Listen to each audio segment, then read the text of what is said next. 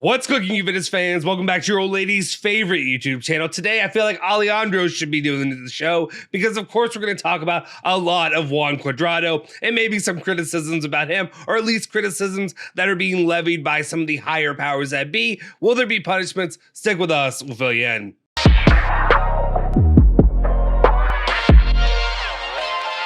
Ciao ragazzi, welcome back to the Bianconeri Zone. My name is Justin Sofer, and today it is Thursday, April 6th, 2023. And of course, I got your latest rundown of all things Juventus, all the news you care about each and every single day. Before we do that though, do me a solid favor, smash that like button, hit that subscribe button, of course, hit that bell icon to stay notified for every video that we have here on the channel. And if you want to stay notified about all the videos that I do, you can do me a solid favor right now. I appreciate everybody that tunes in. As always, if you enjoy what I do here on the channel, I know I've been a little bit missing, but I'm back at it, baby, and I'll be here more and more often, but also me trying to make even more content as well. Maybe some stuff that's a little bit more, if you've seen our After Dark stuff, a little bit goofy, a little bit nonsensical. We're gonna have some fun. We're gonna talk about some of the other current events topics, maybe pop culture, things that are going on, things that don't really always apply to the Bianconeri Zone. And when it comes to Juventus, though we will be talking Juventus, you can do me a favor, please do that right now and go check out our channel, or actually go subscribe to my upcoming channel. It's a podcast channel that we're doing here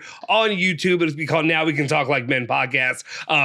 Just before anybody is like, why is it titled like that? Why are you titled that? It's just for fun. It's an inside joke between me and friends. And once we get it going, you'll see what it means. It's just silliness and goofiness. But if you could do me a favor, I think it'll be up here in this top right hand corner for you. The right hand corner for you. It should be a link there. If you could go subscribe to that channel right now, I'd very much appreciate it. We're gonna have a lot of fun there as well. All right, let's get that. Now that that is out of the way, let's continue and let's get into the actual Juventus news that we have for the day. All right, very first off, let's go ahead and get into it. And now, compared to yesterday, a little bit more positivity, maybe for a lot of you than maybe for me, but here we go.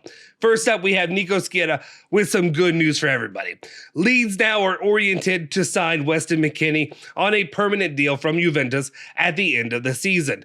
If Leeds United FC stay in the Premier League, as in if they don't get relegated, they have an option to buy for 34.5 million euros. The midfielder has already agreed personal terms for a contract until 2027 at 4.2 million euros per year. Let's be clear. We don't care. We don't care how much he makes. We don't care about that, but we do care about Weston McKennie being signed and being purchased and that money that's going to come in and what that influx will mean for Juventus. That'll be something just to hopefully breathe easy. One more player you don't have to worry about coming back to the club, especially given some of the other fallout of players like, Archer Melo coming back, right? Anyway, let's continue on though and talk about another bit of good news and one that I'm getting dangerously close to have to bend the knee on, which is my guy, Alejandro. He called it. Julian and I were completely wrong, I guess, if this comes to fruition, but it's Di Maria and his future with the club. Reports saying that Di Maria is getting closer to a contract renewal with Juventus. Allegri trusts him, and he has a leadership role in the locker room the club really values. To the Sport reporting this. Good news, obviously, for the club. I mean, the one thing that we can honestly say, if you're looking at Juventus on the pitch, even through all the nonsense, all the whatever, fantastic performances by him. He's the only guy that looks to be the quality that Juventus needs right now. I'm looking at you, Vlahovic. You're supposed to be that quality. You ain't been it yet right now. But Di Maria, every time he's at least healthy, he's been out there and he's been putting on a show. So let's continue that. And let's do that for another season. Let's move on to the next topic that we have for the day, and that is some not as good news, and this is where we get into the meat and potatoes, or maybe less meat and potatoes. Maybe this is where you guys are going to have to eat your broccoli, and that's what we're doing. I mean my broccoli too. I don't. My kid would rather I did because he loves it, but no thanks, no broccoli for your boy. La Stampa is reporting that the FIGC inspectors present at the game claim that chants were coming from the majority of the Curva Sud and not just a few. They all claim that Cuadrado also started the fight and not Handanovic, who threw the first punch.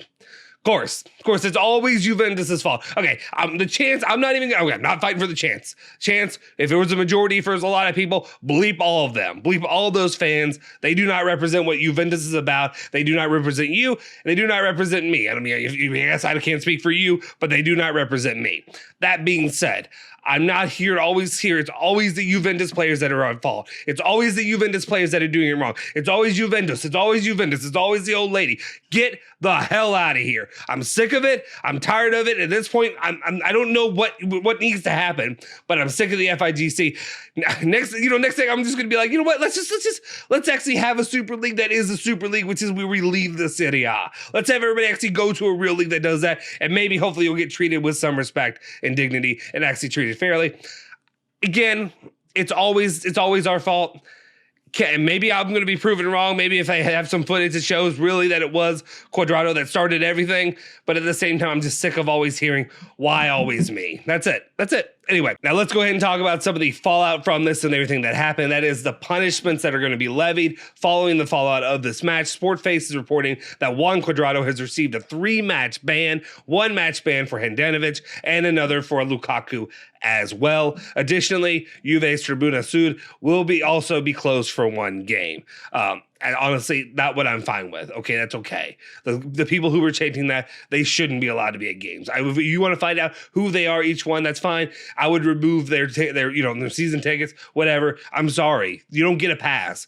Being passionate, being pissed about a sport, being mad about whatever. I'm not happy with Lukaku. I don't like Lukaku. But at the same time, nothing ever calls for that. Again, I don't know why I'm on my soapbox once again for this, and I shouldn't have to do this, but it is what it is. Cuadrado 3-match ban, which is a heavy-handed fine, or I guess punishment. But I just didn't want to say punishment again. It is what it is. All right, let's continue on. Cuadrado seeing 3 games. Talking about Cuadrado, though, let's go ahead and talk about his future with the club, and that maybe will he be with the club, will he not? We talked about this 1 more year was too much as it stood. We said that for a long time. What was it, last summer and throughout a lot of the early part of the season? Now things are changing, or is it really? I know a lot of fans disagree with this, but Tuttosport is reporting that Cuadrado could possibly renew his contract for 1 more season. Juventus are considering this option.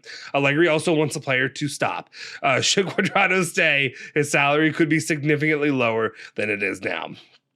I think that's just kind of saying that Allegri just wants him just move on. And I think that's where a lot of us have been.